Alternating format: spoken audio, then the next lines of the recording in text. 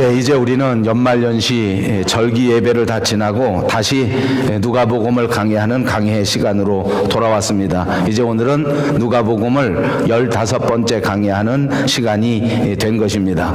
그래서 이제 오늘은 이 말씀의 제목이 광야의 시험이라고 하는 제목입니다. 지난 강의에서는 우리가 예수님께서 요단강에서 세례를 받으시는 사건을 보았습니다.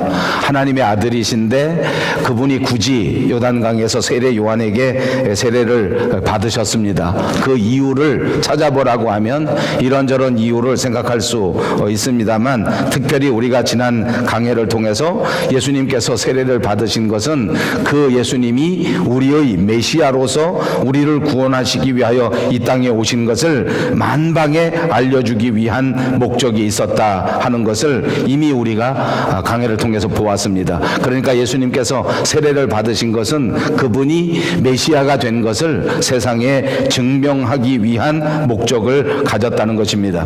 세례 받으실 때에 하늘이 활짝 열리면서 세례 받으실 때에 또한 성령께서 비둘기와 같이 예수님의 머리 위에 임하시고, 그때 하늘에서부터 음성이 들려서 너는 내 아들이라 내가 너를 사랑한다 라고 하는 정말 장엄한 엄청난 광경이 펼쳐지게 된 것입니다.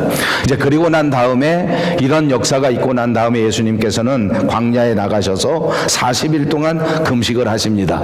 그리고 그 40일이 지나고 난 다음에 또다시 40일 동안 광야에서 성령에 이끌려 마귀에게 시험을 당하신 사건이 이제 오늘 저와 여러분이 함께 살펴볼 광야의 시험이라고 하는 대목이 되겠습니다. 예수님께서도 우리와 똑같이 사람이 되어 이 땅에 오셨고, 예수님께서도 우리와 똑같이 사람이 되어 마귀에게 시험을 받으셨다는 것입니다. 그리고 결론적으로 예수님께서는 이 시험에서 승리하셨습니다. 예수님은 시험을 견디셨고 예수님은 시험을 뚫고 승리하셨다는 것이 오늘 성경의 기록입니다.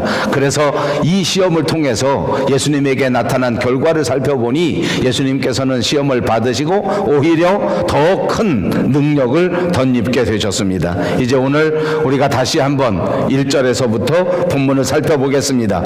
예수께서 성령의 충만함을 입어 요단강에서 돌아오사 광야에서 40일 동안 성령에게 이끌리시며 마귀에게 시험을 받으시더라 하는 것이 1절과 2절에 있는 기록입니다. 예수님께서 세례를 받으시고 성령 충만함을 입으셨다는 기록입니다. 여기 우리가 생각할 때에 또 이 대목에서 이 광야의 시험을 강의할 때에는 우리에게 충격 그 자체입니다. 저는 예수를 믿고 성경을 배우면서 이 누가복음처럼 엄청난 충격을 받은 일이 그리 많지 않습니다. 정말 엄청난 충격들이 오늘 본문에 계속 나오는데 여러분 조심하시기 바랍니다. 너무 충격을 받아서 너무 놀라서 뒤로 넘어지실까 걱정이 되니까 충격받지 마시기를 바랍니다. 자, 첫 번째 충격이 무엇인고 하니, 예수님께서 성령 충만함을 받으시고 곧바로 시험을 받으셨다는 기록입니다. 우리가 생각할 때는 성령 충만하면 시험이 없어집니다. 우리는 누구든지 시험 받기를 싫어합니다. 그러니까 우리가 생각할 때 하나님의 은혜를 받고 성령의 충만함을 입었다면 당연히 시험이 없어야 하고, 혹시 시험이 있다고 할지라도 살짝 뛰어넘어가야 해서 시험이라고 하는 것과 성령 충만함, 시험이라고 하는 것과 우리의 은혜와는 전혀 어울리지 않는다고 생각하기가 쉽습니다. 그런데 오늘 보니까 예수님께서는 성령 충만한 다음 곧바로 시험을 받으셨습니다. 혹시 여러분들 중에 시험을 받아보신 경험이 있는 분 있으십니까? 여러분들에게 성령의 충만함이 임재했다는 반증이라고도 해석할 수 있습니다. 또 묻겠습니다. 혹시 여러분들 중에 평생 나는 시험을 한 번도 받아본 적이 없다, 나는 세상에서 어려움을 한 번도 겪어본 적이 없다, 나는 정말 행복하다 라고 말씀하실 분이 있겠습니까? 여러분은 안타깝게도 한 번도 하나님의 은혜를 체험해보지 못한 사람입니다. 오히려 시험을 받지 않았다면 성령 충만을 사모해야 된단 말입니다. 이것이 충격입니다. 그 다음 또 엄청난 충격이 있습니다. 나만 충격을 받고 여러분은 아무도 충격을 받지 않습니다. 그 다음 성경의 대목을 보니까 빨갛게 제가 볼드로 처리해드렸는데 성령에 이끌려 마귀에게 시험을 받으러 갔다. 시험을 받은 것도 기가 막힌데 성령에 이끌려 마귀에게 갔다.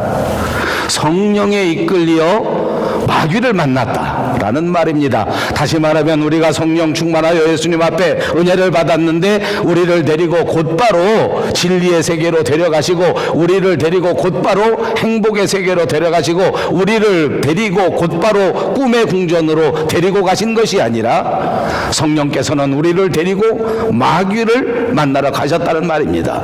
예수님께서는 성령 충만하여 성령에 이끌려 마귀를 만나서 시험을 받았습니다. 우리가 아는 것처럼 마귀는 언제 나타납니까?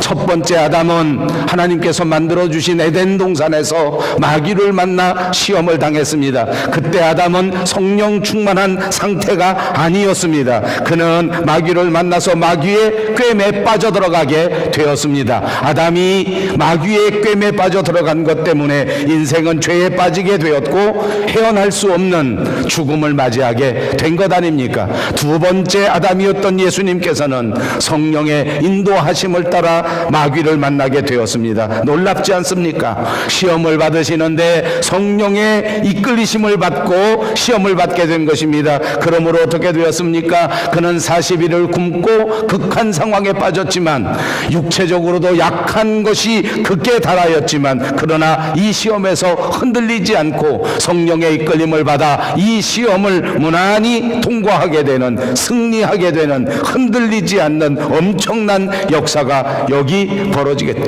된 것입니다. 저는 이 대목에서 엄청난 충격이라 말씀드렸습니다.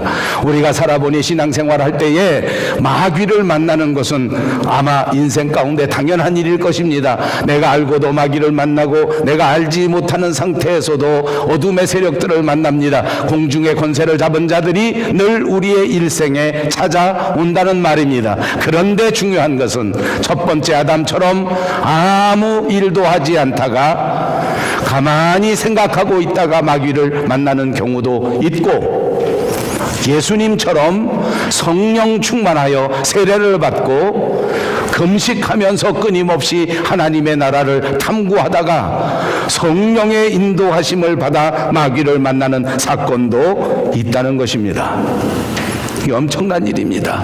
오늘 저는 여러분을 축복합니다. 이 세상 살다가 어쩔 수 없이 어둠의 세력을 만나고 우리를 유혹하는 마귀를 만나게 되실 터인데 반드시 성령에 이끌려 성령 충만할 때 마귀를 만나시는 여러분들이 꼭 되시기를 주님의 이름으로 축복합니다.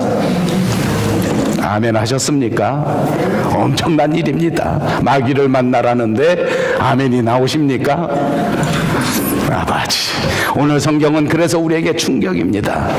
우리는 믿음 생활하지만 때로는 마귀를 만나지 말았으면 좋겠다. 나는 내 일생 통호 전혀 시험 받는 일은 없었으면 좋겠다라고 생각하지만 그러나 오늘 본문은 우리에게 가르쳐 주는 것입니다. 마귀를 만나는 것은 피할 수 없는 일인데 성령에 이끌려 마귀를 만나는 것이 중요하다는 것을 가르쳐 주는 줄로 믿습니다. 그렇습니다. 예수님은 성령 충만함을 받은 다음에 마귀의 시험을 받으셨습니다. 그러므로 그는 성령 충만의 도움을 받아 이 사단의 시험을 승리하고 이겼던 것입니다. 사도들도 그랬습니다. 성령 충만함을 받고 복음을 전하러 나갔습니다. 각처에 나가 하나님의 복음을 전하고 많은 사람들이 그 복음 전하는데 은혜를 받고 예수를 믿게 되었습니다. 그러나 그 사도들에게 돌아온 것은 무엇인지 압니까? 곧바로 핍박이 다가오기 시작합니다. 유대인들의 핍박이 다가옵니다. 유대인들이 그들을 찾아서 잡아 죽이려고 합니다. 그들을 잡아 옥에 가두어 버립니다. 엄청난 핍박이 오는 것입니다. 이것을 다시 말하면 우리가 성령 충만함을 받아 복음의 사역을 감당할 때 가장 먼저 우리를 기다리는 것은 악한 마귀 사탄의 시험이라고 하는 것을 알 수 있는 것입니다. 여기서 우리가 마귀를 만나는 것은 별로 이상한 일이 아닙니다. 누구나 이 성령 충만 다음에 마귀를 만나게 된다는 것입니다. 그런데 중요한 것은 이 마귀를 만났을 때에 우리가 두려워할 필요가 없다는 것입니다. 오늘 우리가 만난 이 마귀를 통해서 예수님처럼 우리는 우리 일생에서, 우리 신앙에서 더 큰 능력을 받고 더 깊은 은혜의 세계로 나갈 수 있다고 가르쳐 주시기 때문입니다. 사랑하는 여러분, 우리의 일상의 삶의 현장 속에서, 우리의 신앙생활 속에서 여러분 반드시 성령에 이끌리시고 여러분에게 다가오는 시험을 예수님과 더불어 승리하심으로써 여러분의 믿음이 더 깊은 믿음으로, 여러분의 인격이 더 높은 인격으로, 여러분의 삶이 더 아름다운 삶으로 변화되시는 역사가 있으시기를 주님의 이름으로 축복합니다. 그렇습니다. 시험을 통하여 우리는 더 깊은 은혜의 세계로 나가는 것입니다. 성령 충만의 은혜 때문에 우리는 더 아름다운 삶을 살 수 있게 되는 것입니다. 그래서 베드로는 우리에게 말씀합니다. 그러므로 너희가 이제 여러 가지 시험을 인하여 잠깐 근심하게 되지 않을 수 없으나 오히려 크게 기뻐하도다. 너희 믿음의 시련이 불로 연단해도 없어질 금보다도 더 귀하여 예수 그리스도에 나타나실 때에 칭찬과 영광과 존귀를 얻게 하려 하심이라. 그렇습니다. 우리가 삶에서 만나는 시험은 바로 이렇게 예수님 만났을 그때에 칭찬받게 하시려고, 큰 영광 받게 하시려고, 주님 앞에 존귀함을 받게 하시려고 우리에게 시험을 주신다는 것을 잊지 마시기 바랍니다. 그러므로 사랑하는 여러분, 2019년을 힘차게 시작했는데 시작하자마자 내 삶에서 시험이 닥쳐오고 내 마음속에 흔들림이 있는 분 계십니까? 아마 하나님께서는 여러분은 이번 시험을 통하여 더 큰 세계로, 더 넓은 세계로 인도하실 뿐만 아니라 여러분들이 하나님 앞에서 더 존귀함을 받고 여러분들이 사람들 앞에서 더 존귀한 신분이 되게 하시려고 여러분을 시험한다는 것을 잊지 마시기 바랍니다. 예수님처럼 시험을 통과하십시오. 그 어떤 시험에도 넘어지지 마십시오. 세상 사람들처럼 행동하지 마십시오. 세상 사람들처럼 분노하지 마십시오. 세상 사람들처럼 속 좁게 사시지 마십시오. 반드시 예수님처럼 이 모든 시험을 통과하셔서 더 높은 신앙, 더 아름다운 믿음, 더 귀한 신분으로 승급하셔서 하나님 만났을 그때에 큰 칭찬받는 저와 여러분, 그리고 우리 교회가 꼭 되시기를 바랍니다. 본문 2절과 3절입니다. 이 모든 날에 아무것도 잡수시지 아니하시니 날수가 다함에 줄이신지라. 마귀가 이르되 내가 만일 하나님의 아들이여던 이 돌들에게 명하여 떡이 되게 하라. 우리가 너무나 잘 아는 대목입니다. 첫 번째 시험입니다. 떡을 가지고 예수님을 시험한 것입니다. 먹을 것을 가지고 예수님을 시험합니다.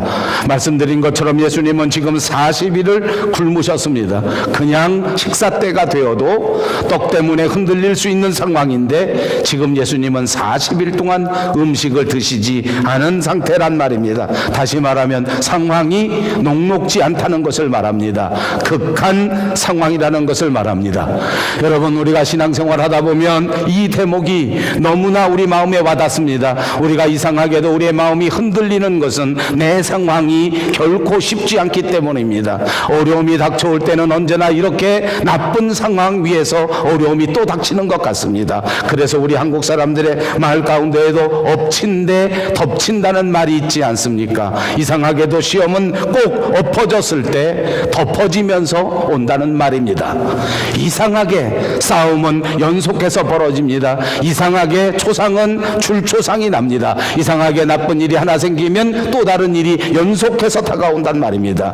예수님은 가뜩이나 배가 고픕니다. 예수님은 가뜩이나 지금 상황이 좋지 않습니다. 여기 먹을 것 때문에 고생하고 있는데, 먹을 것 때문에 힘들어하고 있는데, 그때 하필이면 마귀가 나타나서 돌을 들고 떡을 만들라고 자기 앞에서 흔들어대고 있는 것입니다. 쉬운 일이 아니라는 것을 알 수 있지 않습니까? 간단한 일이 아닙니다. 사랑하는 여러분, 우리가 예수를 믿으면 내 일생이 아주 쉽게 풀리리라는 착각을 하지 마십시오. 예수를 믿고 신앙의 길을 갈 때에, 전도의 길을 갈 때에, 은혜의 길을 갈 때에 우리는 인간적인 생각으로는 감당할 수 없을 만큼 엄청나게 힘든 삶을 살아야 될지도 모릅니다.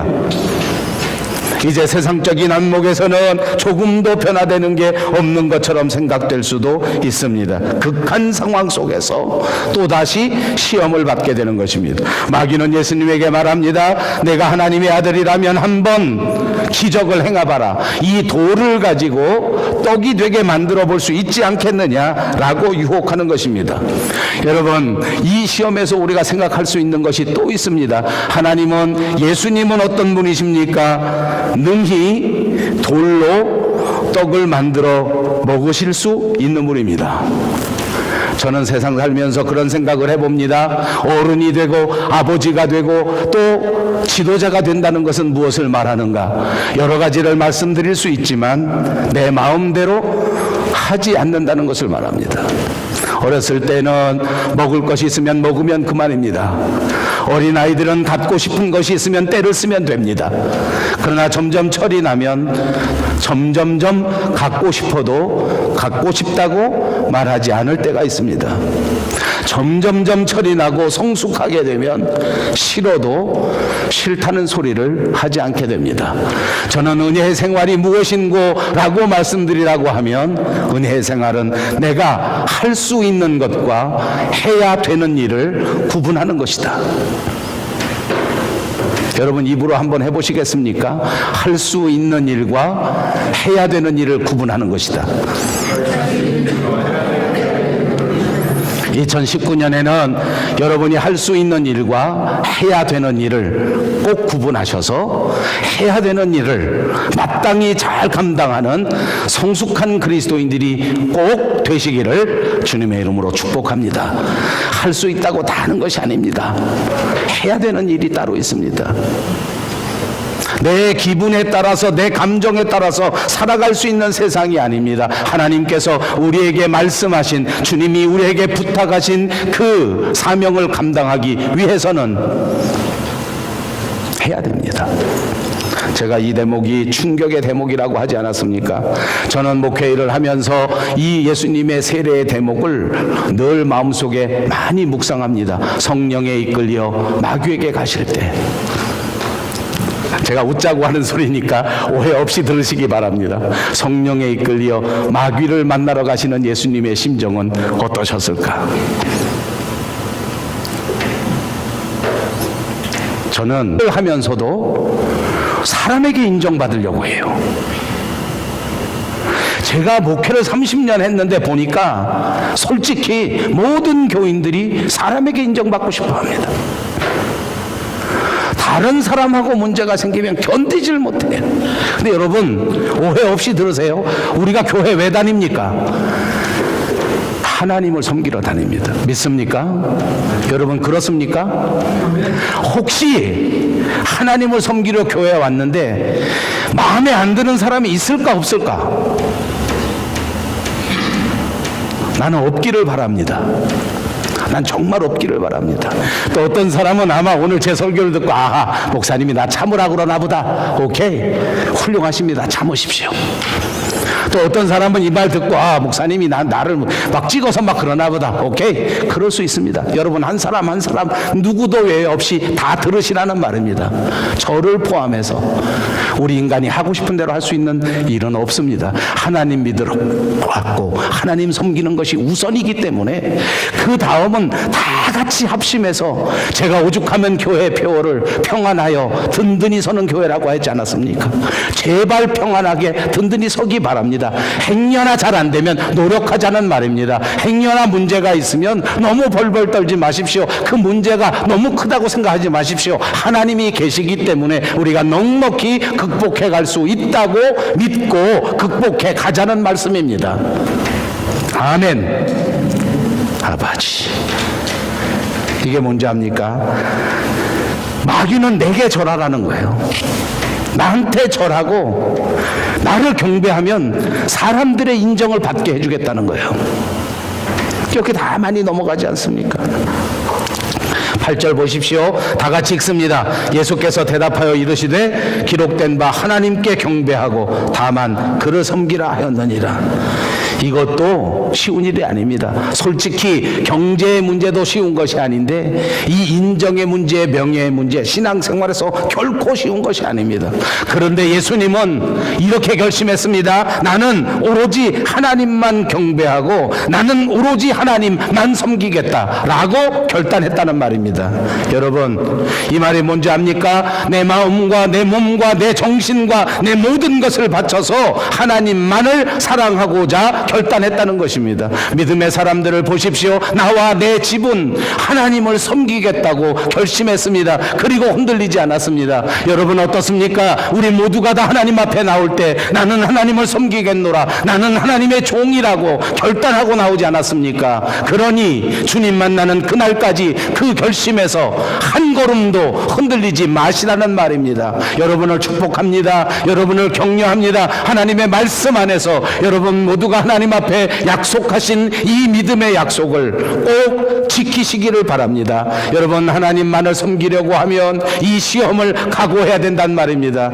이 하나님만을 끝까지 섬기려고 하면 여러분에게 끊임없이 다가오는 모든 고난을 참기로 결심해야 된다는 말입니다. 예수님은 오늘 기도하시면서 무슨 결단까지 했는지 아십니까? 하나님이 내게 주신 사명, 하나님이 내게 바라시는 그 엄청난 인류 구원의 역사를 위하여 하나님이 내게 요구하시는 그 십자가의 고난을 받아들일 것이라고 그 금식 기도를 통하여 결심하셨던 것입니다.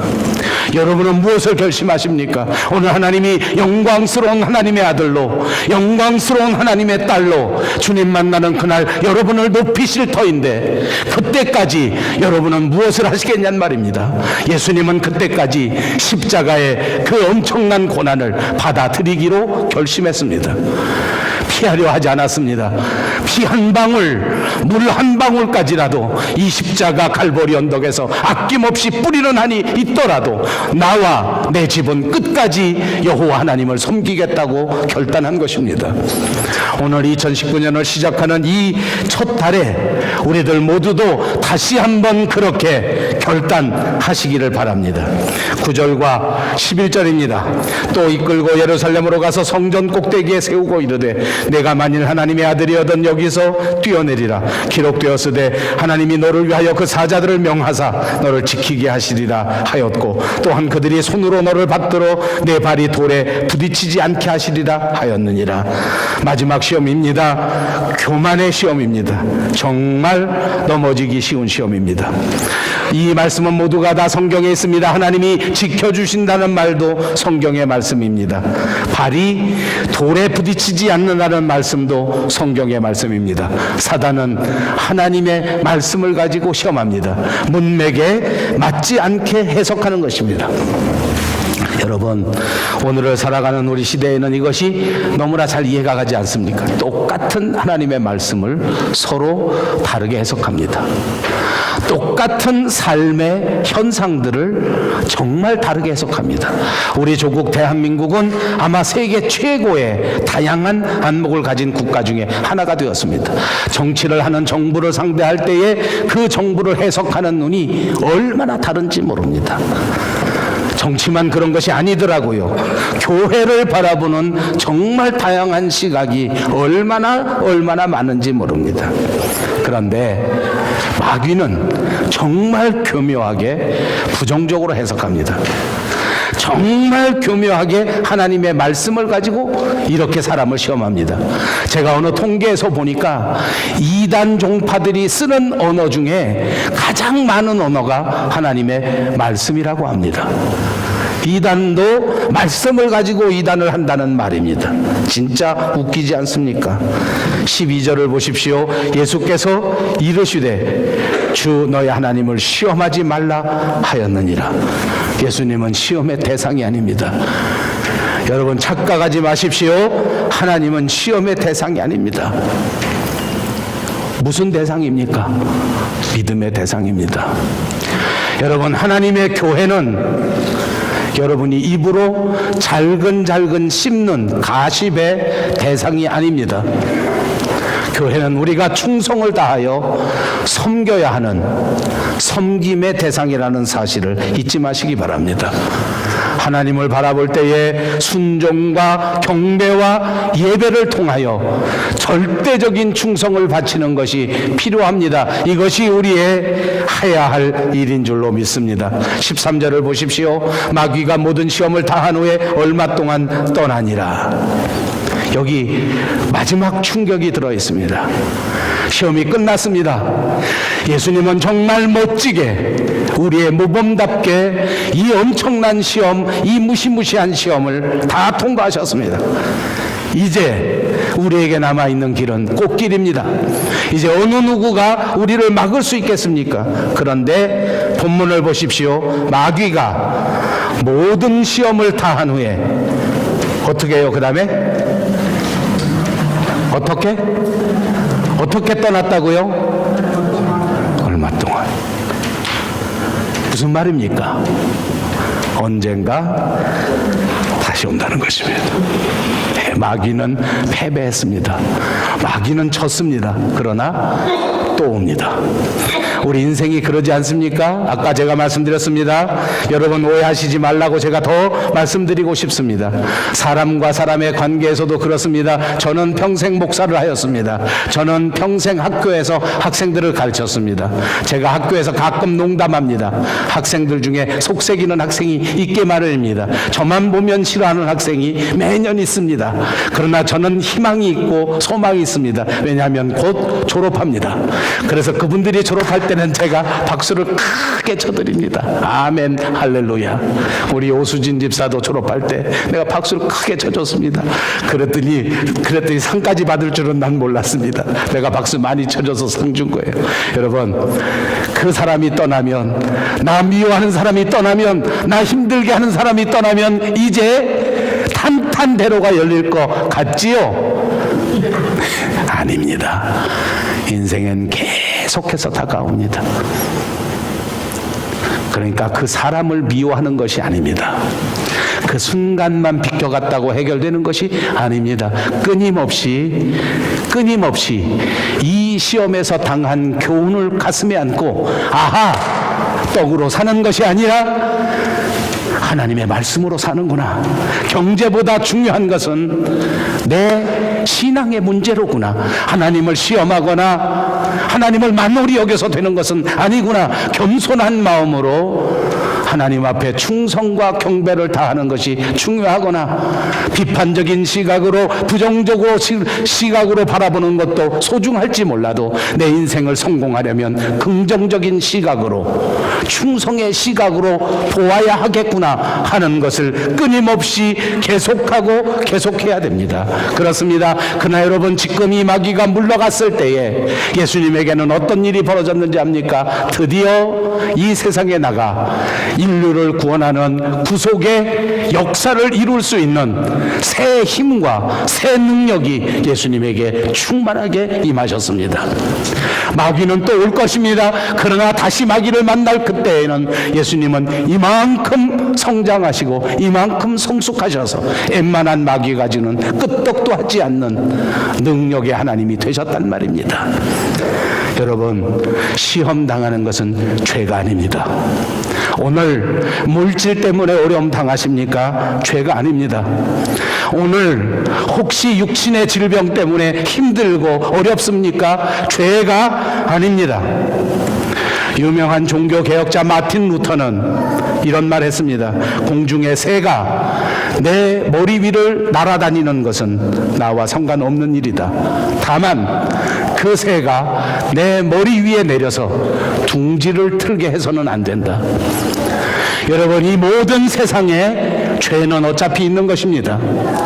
이 모든 세상에 어려움은 어차피 있는 것입니다. 그러나 그 죄가, 그 어려움이 내 머리에 와서 둥지를 틀게 만들지 말자는 것입니다. 나쁜 생각이 내 가정에 들어오지 못하게 하라는 말입니다. 더러운 생각들이 여러분의 신앙 안에 들어오지 못하게 해야 됩니다. 그러려면 어떻게 해야 됩니까? 예수님처럼 모든 유혹을, 모든 죄를 거절하면 됩니다. 하나님이 우리에게 주신 은혜가 뭔지 압니까? 죄를 거절할 수 있는 은혜입니다. 저는 이것을 분명히 믿습니다. 악한 것들과 타협하지 않을 능력을 오늘 저와 여러분에게 주셨습니다. 오늘 이 설교 시간을 통하여 여러분에게 주신 이 아름다운, 이 위대한 능력을 다시 발견하시기 바랍니다. 더러운 생각은 거절하십시다. 악한 생각은 거절하십시다. 흉악한 생각은 거절해버리는 저와 여러분이 되시기를 바랍니다.